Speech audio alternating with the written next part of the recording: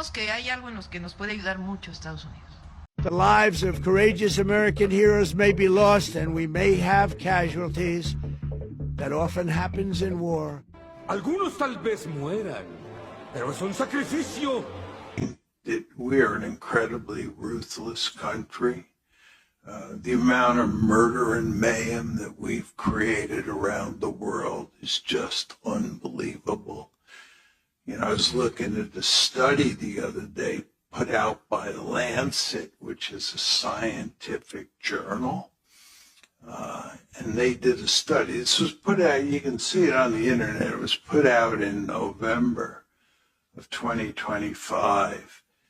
And what the article did was it looked at sanctions, American sanctions, from 1971 to 2021.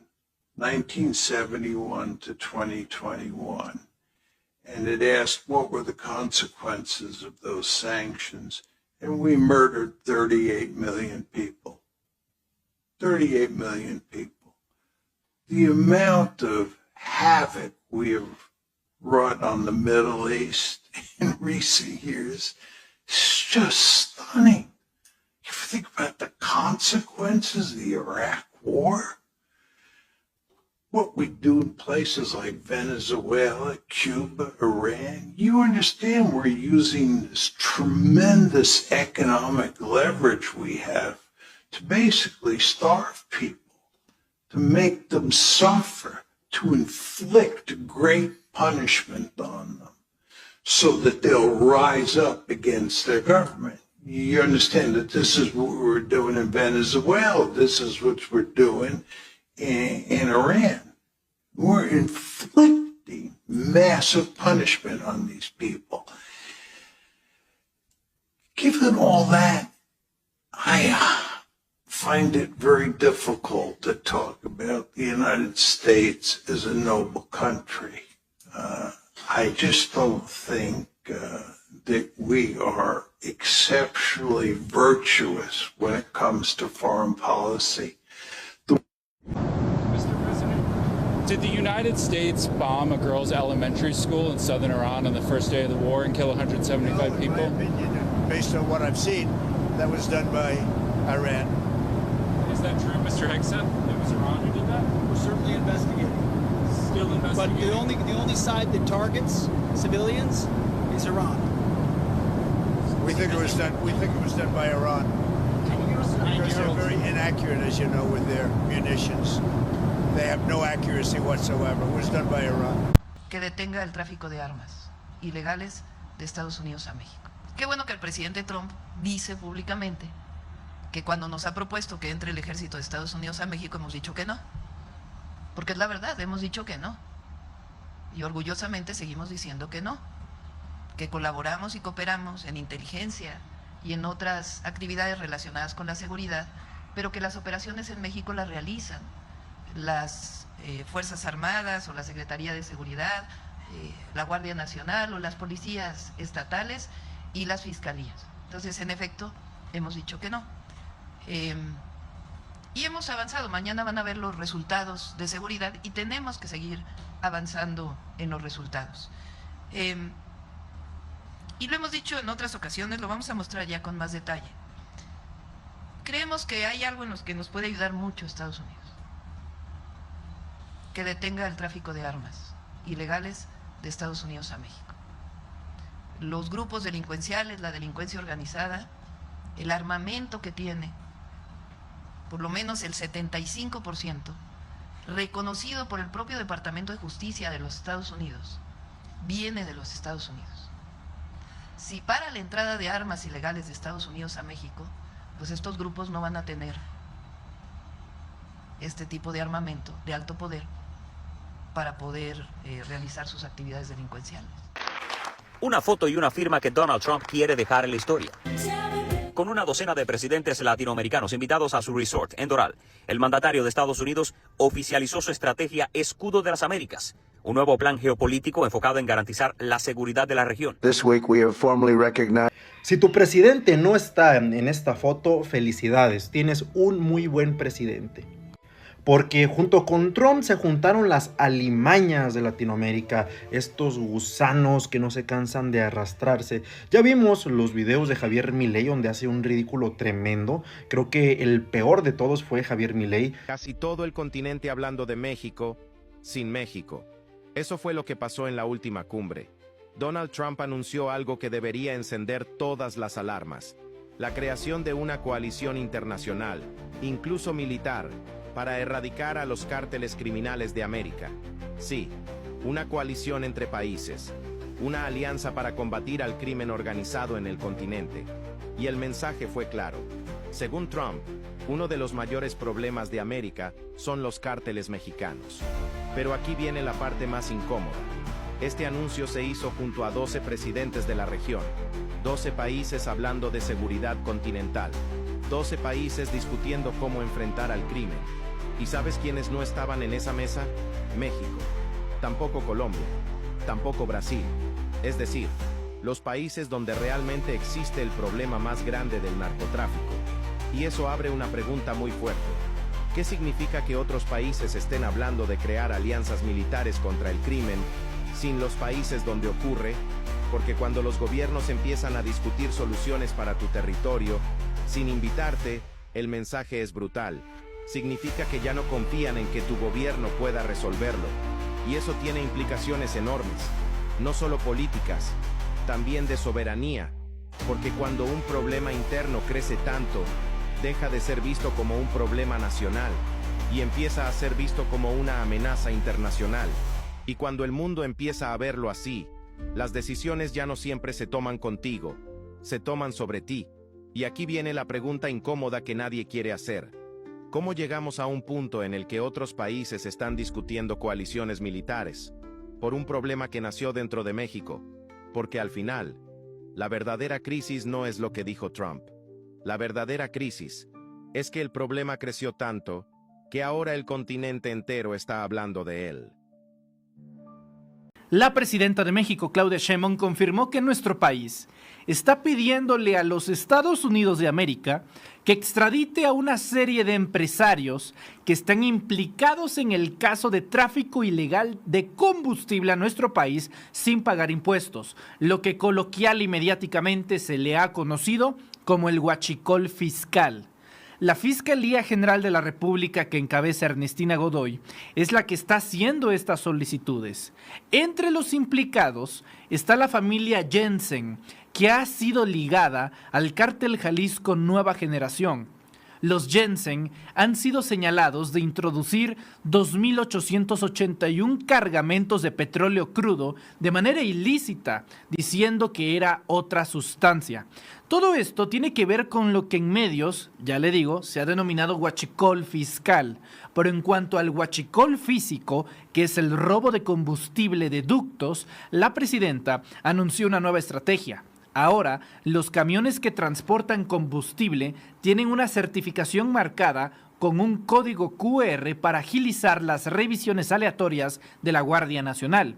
Sobre el caso de los Jensen y el resto de los empresarios gringos implicados en el tráfico ilegal de combustible, ya veremos si la administración del presidente Donald Trump quiere cooperar, porque en todo caso, si están tan interesados con acabar con el narcoterrorismo, con acabar con los cárteles que han cercenado la salud de los estadounidenses, ¿qué creen? No solamente en términos de narcotráfico y no solamente en términos de estupefacientes y también tráfico de armas. La operación de huachicol fiscal en México hubiera sido imposible sin el apoyo y el respaldo de familias empresariales de los Estados Unidos. Si les parece, vamos a escuchar lo que dijo la presidenta Sheinbaum al respecto.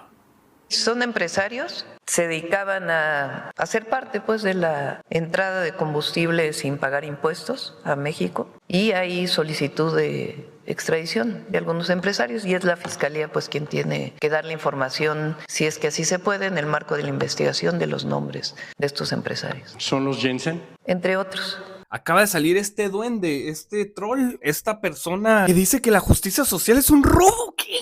A ver, ignorantes, la justicia social es un robo, implica un trato desigual frente a la ley y está precedido de un robo, manga de ladrones, delincuentes.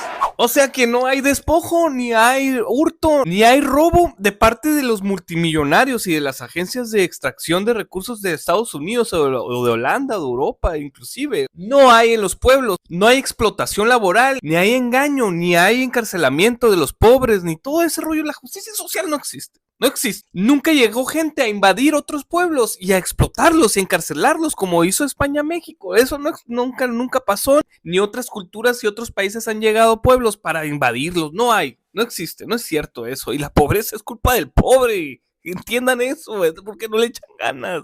Argentina tiene un grave problema, en una crisis económica increíble, una inflación inimaginable que no lo podemos ni imaginar nosotros. Y este es el presidente que está saliendo ahora a decir que los pobres son unos huevones. Pobrecitos mis amigos argentinos, pase amor para allá donde estén y que se recuperen pronto, pero con este presidente y con estos representantes pues no va a ser muy pronto. Lamento decírselos. ¿Quieres ver cómo se deja en ridículo al libertarismo con números y sin gritar? Escucha esto porque es oro puro. Mientras Javier Milei presume libertad y mercados, el libertario tuvo que ir a arrodillarse a Estados Unidos para pedir $20,000 millones prestados. Sí, pedir prestado, endeudarse, volver al modelo de siempre. Y justo ahí es donde la presidenta de México el día de hoy le dio una lección histórica en plena mañanera. Sheinbaum puso los números sobre la mesa y dijo algo demoledor. México recaudó en 2025 cerca de $400,000 millones adicionales. ¿Sabes cómo? No recortando derechos, no ajustando a los pobres, haciendo bien su trabajo. Y remató, $250,000 millones vinieron solo de aduanas. Exactamente el dinero que Milei salió a pedirle a Estados Unidos. Este año, para que tengan una idea, la recaudación adicional en 2025 es de cerca de $400,000 millones. ¿Saben cuánto pidió Argentina a Estados Unidos de préstamo?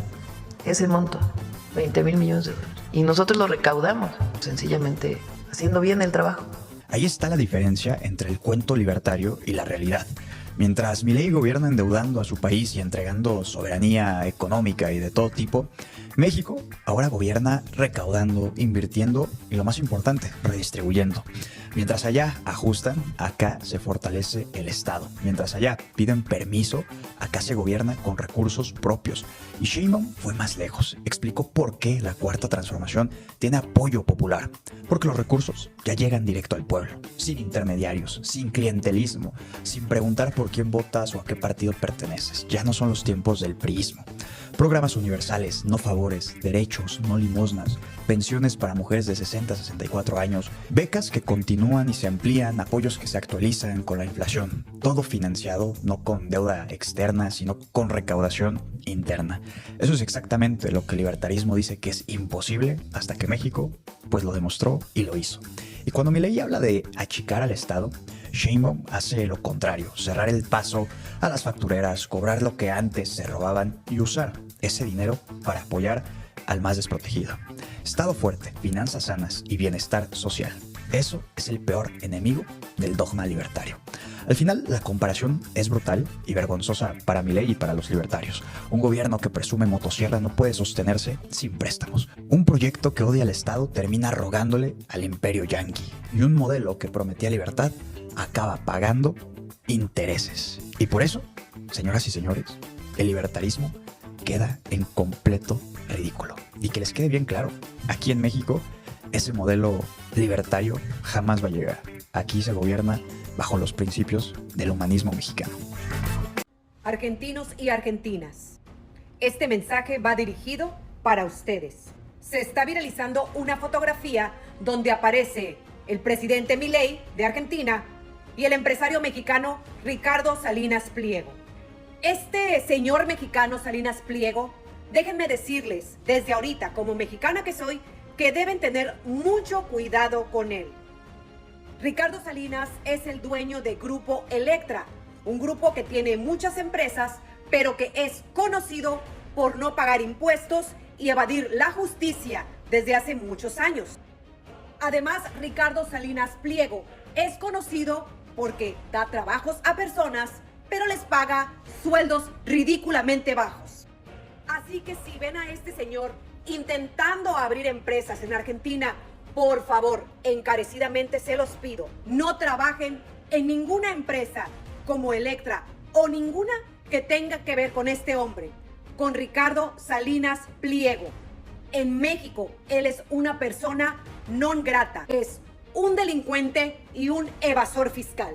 Hoy les voy a hablar de México y Argentina, sus diferencias de modelo político, que son muchísimas. Y acá en México, en el norte de América Latina, y allá en Argentina, en el sur, donde acá gobierna Claudia Sheinbaum y allá, tristemente, nos gobierna Javier Milei. Y cuando digo diferencias, son diferencias en serio, pero en serio. Lo pongo en un ejemplo muy concretito. En México se acaba de aprobar una reforma laboral para que se pase de trabajar 48 horas a 40 por semana. Son 8 horas menos, un día de trabajo. Mucho, sobre todo en este país donde se trabaja más en el mundo, según la OCDE. Bueno, y al mismo tiempo se aprobó una reforma en Argentina para que el trabajador tenga menos derechos. Menos de verdad. Con la nueva ley, si te enfermas y no fue tu culpa, cobras 75% del salario. Y si fue tu responsabilidad, 50 menos. ¿Y quién decide quién es la culpa? Es el empleador. O sea, el que te paga siempre va a querer pagar menos. Jugaste al fútbol y te lesionaste, tu culpa. Mitad de salario. Así como suena la reforma de Milei. Y claro, todo esto el gobierno de Milei dice que es para que vengan las inversiones privadas al país, pero resulta que en el país donde hay más inversiones extranjeras directas es acá en México, 41 mil millones de dólares solo entre enero y septiembre del año pasado, y en ese mismo tiempo en Argentina hubo menos de 8 mil millones de dólares de inversiones, 80% menos que en México. ¿Ven cómo son las cosas? La verdad. Así que ya saben, el cuento de que hay que tener menos derecho para que haya más inversiones y trabajo es falso, y también es mentira que si hay más derechos de los trabajadores se van a ir los empresarios. Ahí están las pruebas, son datos, no son relatos. México y Argentina en las antípodas sí en estos años, pero claro, siempre tan cerca en la historia más larga que nos une con mucho cariño, desde arriba acá en México hasta el sur en Argentina. Lamentablemente para los argentinos que lo apoyan, y creo que sí lo apoyan, sí hay gente que lo apoya porque creo que solamente tienen 2 neuronas, pero para todos los demás son iguales de arrastrados. Para colmo, esta reunión de líderes del continente americano que llamaba pues a la paz fue un llamado al arrastre, porque Donald Trump todavía los ninguneó, los sobajó, técnicamente les dijo que él puede intervenir en sus países cuando él quiera y que si necesita apoyo para el conflicto lo va a requerir de estos arrastrados. Si tu presidente y formas parte de uno de estos países, piénsatela muy bien porque tienes a un arrastrado monumental, no tienes a un presidente. Donald Trump movió peligrosamente sus fichas en 5 movimientos y omitió en sus planes a nuestra presidenta. Primero, Trump despide a Kristi Noem, su secretaria de Seguridad Nacional y jefa del ICE, la que diseñó y avaló los operativos inhumanos. Segundo, el sustituto encendió alarmas porque es el senador por Oklahoma, Mark Wayne Mullin, que ha recomendado abiertamente a los estadounidenses no viajar a México y el que ha pedido intervención de las Fuerzas Armadas y el que ha lanzado duras críticas contra la presidenta. Tercero,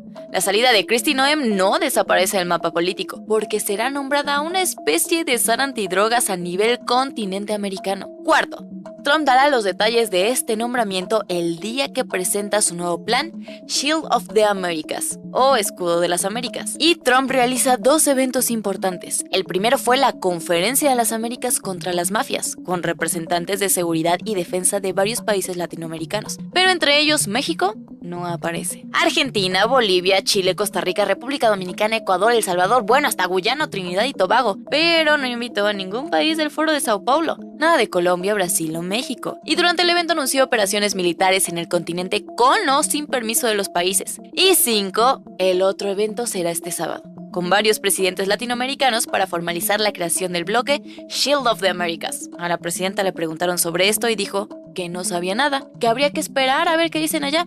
Y en eso tiene razón. Aunque todos nos imaginamos los temas a tocar, nadie sabe los acuerdos a los que se llegará. ¿Cuál crees que sea el objetivo prioritario en América Latina?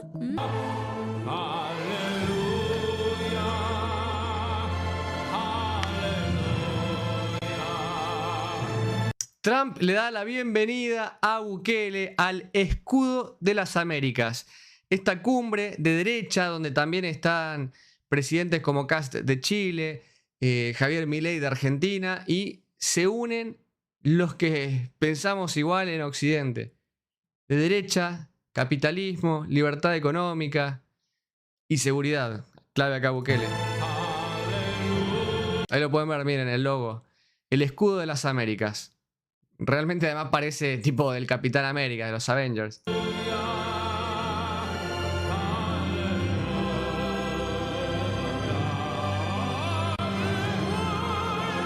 Y como también les expliqué en otro video, va a estar enfocado en combatir el terrorismo, a todos los narcos, el narcoterrorismo y fortalecer la cooperación entre, obviamente, los países que estamos en la misma. Por eso no está acá ni Lula, ni Sheinbaum, ni Petro, ni tantos de izquierda. Bueno, esto va a traer grandes novedades para la región. Y en efecto, Bukele tiene a El Salvador en estado de excepción. Desde el 27 de marzo del 2022, algo que no sucedía desde que acabó la guerra civil en 1992. Entró en ese punto cuando su pacto con las pandillas se vino abajo el fin de semana, que las maras asesinaron a 87 personas, varias de ellas civiles desarmados, que no tenían nada que ver, nada, con organizaciones criminales. Poco después, se supo a través de documentos judiciales que fueron revelados por la prensa que Bukele negoció con las pandillas para reducir los homicidios, que su gobierno liberó a presos de gran calado para luego recapturarlos y mostrarlos como un triunfo de su política de cero tolerancia. Incluso la semana pasada se supo que Bukele estuvo dispuesto a pagar $1 millón al cártel Jalisco Nueva Generación para que secuestrara al líder de la Mara Salvatrucha y lo entregara al gobierno. Con el poder y con las elecciones intermedias, Bukele capturó al Congreso y a la Sala Constitucional de la Corte Suprema y los convirtió en correas de transmisión de su poder. Consiguió reelegirse por una interpretación muy torcida de la ley e hizo campaña a través del miedo, de decirle a la gente que sin él en el poder volverían las maras a las calles, porque así de frágil es lo que presume como un logro. Al frente de El Salvador, Bukele encarcelaba más de 70,000 personas en 2 años. En las prisiones han sido asesinadas 185 personas que estaban bajo custodia del Estado, de acuerdo con la organización Cristosal. Alrededor del mundo, ONGs y activistas han señalado graves violaciones de derechos humanos, detenciones arbitrarias, ausencia de garantías en los juicios y que a pesar del montón de detenciones, hay muy pocas sentencias. No me voy a esperar a que en Costa Rica ocurra lo que tristemente ha ocurrido en México. México es para mí un referente de a donde no queremos llegar. En algunas ciudades, por supuesto, de su país. Presidenta electa de Costa Rica dice que nunca quiere llegar a ser lo que es México. Pues no, obviamente le tenemos que informar algo a la señora presidenta. Su territorio es tan solo lo que mide Campeche en México. Su territorio, Costa Rica, es tan solo lo que mide un diminuto estado de nuestro México maravilloso. Obviamente no puedes comparar lo mismo en seguridad. México es el lugar más visitado de toda Latinoamérica y es uno de los 5 países más visitados del mundo. Obviamente no hay punto de comparación. Obviamente nunca va a ser como México. También otro punto que aclarar, por si quieren decirme que Bukele, bueno, El Salvador mide lo que mide Hidalgo. Que Hidalgo básicamente, los que vivimos en México sabemos que es una alcaldía básicamente. No hay punto de comparación en controlar la seguridad de un país a otro. Y no, señora presidenta de Costa Rica, Laura Fernández. Créame que nunca va a llegar a ser como México. Recognize the epicenter of cartel violence is Mexico. Para lo cual tengo algunas cosas que comentar. Primero, que no hay que negarlo. México tiene un problema de violencia vinculada al crimen organizado. Eso es un hecho.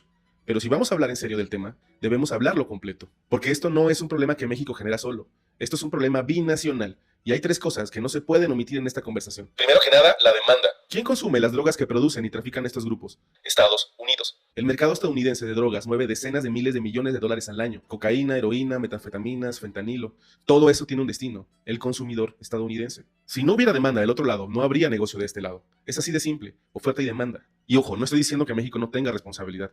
Claro que la tiene, en combatir la producción, en desmantelar las redes, en fortalecer sus instituciones. Pero cuando solo se señala a México como el epicentro, se está omitiendo que del otro lado está el motor que alimenta todo el sistema. Porque a ver, estos grupos no trafican drogas por ideología, lo hacen porque hay un mercado gigantesco esperando comprarlas. Y ese mercado está en Estados Unidos. Segundo, el lavado de dinero. ¿Dónde se lava el dinero de estos grupos? En gran medida, en Estados Unidos, a través de bancos, de empresas fachada, de bienes raíces, de inversiones de todo tipo. Hay múltiples casos documentados de bancos estadounidenses lavando miles de millones de dólares de estos grupos. HSBC, Wachovia, Bank of America, todos han sido sancionados por lo mismo.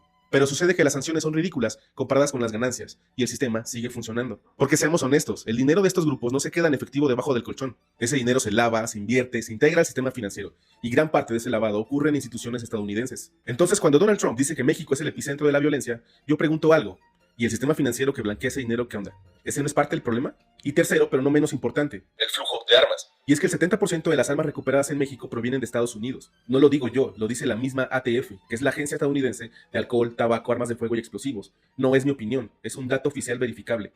Texas, Arizona, California, ahí se compran, muchas veces legalmente, y luego cruzan hacia México de forma ilegal. Y no son armas convencionales, son fusiles de asalto, pistolas de alto calibre, municiones, granadas. Todo eso fluye hacia el sur porque en Estados Unidos no existe un control efectivo. No hay un registro nacional de armas, las leyes son extremadamente laxas. El lobby armamentista tiene un poder político y económico brutal en Estados Unidos. Y el resultado es que estos grupos están armados hasta los dientes con arsenal estadounidense. Entonces, cuando Donald Trump asegura que México es el epicentro de la violencia, yo digo que es una verdad a medias, porque Estados Unidos es el proveedor de armas. ¿Cómo esperan que se combatan a estos grupos si del otro lado siguen fluyendo miles de armas sin control? Es literalmente como intentar apagar un incendio mientras alguien más sigue echándole gasolina, así de ridículo. Y no estoy diciendo que sea solo culpa de Estados Unidos, no. México tiene responsabilidad enorme en combatir la corrupción y la impunidad, en fortalecer sus instituciones, en mejorar las estrategias de seguridad e inteligencia, en profesionalizar a la policía. Todo eso es cierto. Pero cuando solo se señala a México como el problema, se está omitiendo deliberadamente la corresponsabilidad estadounidense en este asunto. Porque este tema tiene dos lados. Del lado mexicano, la producción, el tráfico, la violencia, la corrupción, la impunidad. Del lado estadounidense, la demanda, el lavado de dinero y la provisión de armas. En ambos lados de la frontera se alimenta el sistema, y si solo atacas a uno, no resuelves absolutamente nada. Porque si vamos a tener una conversación seria sobre este asunto, tiene que ser una conversación sobre corresponsabilidad, no sobre señalar con el dedo flamiguero mientras la otra parte ignora su propia responsabilidad. Cuando Estados Unidos esté dispuesto a regular efectivamente su industria armamentista, a controlar el flujo de armas hacia México, a combatir seriamente el lavado de dinero en sus bancos y a abordar su problema de consumo de drogas como crisis de salud pública, entonces sí estaremos hablando en serio. Mientras no se aborde bajo esa perspectiva, no es una conversación seria, es únicamente propaganda. Sobre Venezuela, Trump señaló que esta semana ha reconocido formalmente y legalmente al gobierno interino de Delcy Rodríguez y han alcanzado un acuerdo histórico en la minería de oro. Habló de Cuba e insistió en que el gran cambio vendrá muy pronto, que se encargarán de ello después de Irán y... Could you do us a favor? Take care of Cuba. Añadió que 4 presidentes latinoamericanos le han pedido de favor que se haga cargo de Cuba. No mencionó nombres, pero en la audiencia había rostros conocidos por sus posiciones anticomunistas, como Nayib Bukele, Javier Milei y Daniel Noboa. Los narcos en todo el mundo trabajan directamente para Estados Unidos. Son un producto de Estados Unidos, de todos ellos, de todos. ¿Por qué? Porque los bancarizan. Dios. Estados Unidos, si quisiera y de verdad tuviera un problema de drogas, detendría las drogas. Iría y detendría a toda la gente distribuyéndola en Estados Unidos. Iría y detendría a toda la gente que le está vendiendo una a una en las esquinas. No lo hace. Estados Unidos pone que está en guerra contra las drogas, pero nunca la ha ganado. Los números de México en lo que respecta a Estados Unidos son impresionantes. Para que os hagáis una idea, el comercio bilateral entre estos dos países ha crecido a una media anual de más del 8% durante los últimos 28 años. Esto ha hecho que cada minuto $1 billón de productos comerciales atraviesa esta frontera en un sentido u otro. Insisto, cada minuto. Hablamos de casi 1.500 millones de dólares diarios. Hoy, el norte de México es un hervidero de empresas y fábricas que trabajan a destajo para intentar colmar la enorme voracidad del mercado estadounidense. En lugares como Monterrey, la capital del estado de Nuevo León y la segunda base industrial más grande de todo el país, los parques industriales están completamente llenos. En ellos podemos encontrar todo tipo de empresas, desde compañías de automóviles hasta otras centradas en la fabricación de aviones o desarrollo tecnológico. Sin ir más, empresas chinas están construyendo cada vez más fábricas en México para luego desde allí poder exportar fácilmente su producción a Estados Unidos. Esto explica que la participación del capital chino en la inversión extranjera que llega a México se esté disparando. De hecho, según una investigación de la Reserva Federal de Dallas, la inversión extranjera directa de China que fluye hacia México ha aumentado de $38 millones en 2011 a $386 millones en 2021. Esto convierte a China en la fuente de inversión extranjera que más rápidamente está creciendo en México. Y esto es tan solo el comienzo. Ahora, muchas grandes empresas chinas están anunciando nuevos planes para hacer crecer su actividad en este país. Por ejemplo, si la norteamericana Tesla anunció, como os hemos dicho, $5.000 millones para montar su nueva fábrica de vehículos en Monterrey, la china CATL ha dicho que invertirá invertirá otros 5.000 millones de dólares en una nueva macrofábrica en México capaz de suministrar baterías tanto a Tesla como a Ford. Al mismo tiempo, muchas empresas chinas dedicadas a fabricar componentes de automoción están siguiendo los mismos pasos. Incluso las propias automovilísticas chinas ya están desplegando producción en este mismo país. Este es, por ejemplo, el caso de MG, Chery o del gigante de vehículos eléctricos chinos BYD. Como veis, la cosa está que arde. Las inversiones chinas en México están en plena ebullición. La pregunta es, ¿logrará México convertirse en una de las grandes potencias industriales del mundo en los próximos años? ¿Cómo se le dice a aquel o aquella que pide la intervención de otro país? Traidor a la patria. Como no tienen ellos ni la fuerza, ni la inteligencia, ni los argumentos, ni las pruebas, recurren a pedir que otros intervengan. Eso habla de su desesperación y de su alejamiento del pueblo. ¿Qué les digo a los integrantes de la mafia del poder y a sus achichincles? Que se serenen. Si siguen acumulando capitales, amasando grandes fortunas al amparo del poder público, imponiendo a presidentes peleles como lo hicieron con Calderón, como lo hicieron con Peña Nieto, pues entonces va a seguir la monstruosa desigualdad económica, social, y va a seguir el problema de la inseguridad, que no a todos nos conviene que haya un cambio verdadero. Qué curiosa democracia. El 80% del pueblo apoya la reforma, pero el PT y el Partido Verde... PT y Verde traicionan la reforma, prefieren al PRIAN antes que perder privilegios. Cuando tocan privilegios, el PT y el Verde corren directo a los brazos del PRIAN. La reforma no les da miedo, les da pánico perder el dinero. No es ideología, es presupuesto lo que están defendiendo. Cuando peligra el negocio, los aliados se vuelven socios del PRIAN. Resulta que el PT y el Verde, tan revolucionarios en el discurso, hoy están más cerca del PRIAN que nunca. La razón, muy simple. La reforma electoral amenaza su modo de vida. Menos pluris, menos lana, menos privilegios. Y eso sí no se toca. Así que hacen lo que cualquier partido parásito haría. Defender el presupuesto con uñas, dientes y alianzas incómodas. No es amor por la democracia, es miedo a perder el cheque, porque cuando el erario está en juego, la ideología se guarda en el cajón. Que no fue aprobada ayer, que solo votó Morena y algunos diputados del Verde y el PT, tenía el objetivo de disminuir los privilegios en los partidos políticos, en el INE, así como fortalecer la participación de la gente. Ese es el objetivo. Bueno, ¿en qué consiste el plan B? Ya me lo quitaron. Disminuir los privilegios que persisten en los congresos locales. Y ahora les voy a poner algunos ejemplos. Disminuir los privilegios que persisten en municipios. Y ahora les voy a poner los ejemplos. Fortalecer la consulta popular. Plan B. Disminuir los privilegios y fortalecer la decisión de la gente, la participación popular.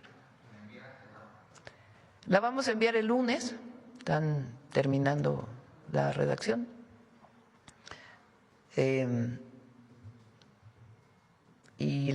Pues ya vamos a ver a qué cámara la enviamos. Y yo espero pues que pase. Si no pasa, tampoco pasa nada. Pero nosotros tenemos un mandato y una convicción y un principio. Nosotros no se nos olvida de dónde vinimos. Avanzar, todos los partidos. ¿Quién va a estar en desacuerdo de disminuir montos de la Cámara de Diputados, de los diputados locales, para darle recursos a su municipio? Nadie se lo está llevando a la federación, ¿eh? No. Regidor, si son 5 regidores, lo que se ahorran de los otros 15 para obra pública del municipio, para baches, para tapar los baches del municipio. ¿Quién puede estar en desacuerdo? Que lo que se ahorren de los bonos que se dan los regidores, que se vaya a drenaje, a luminarias, en vez de abonos. Entonces no se nos olvide. ¿Cuál es el objetivo de la transformación? erradicar el régimen de corrupción y privilegios. Y vamos avanzando. Hemos avanzado mucho y todavía nos falta. Si no lo aprueban algunos partidos, pues es porque quieren seguir manteniendo sus listas. Es eso. Pero la gente va a reconocer pues que no fui a negociar cualquier cosa con el afán de tener una reforma electoral.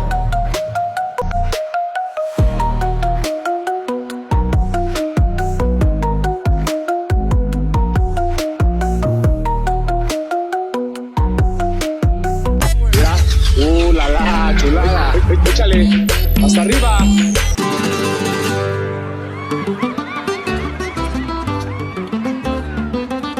Que el cielo no es azul, ay mi amor, que es rojo dices tú, ay mi amor,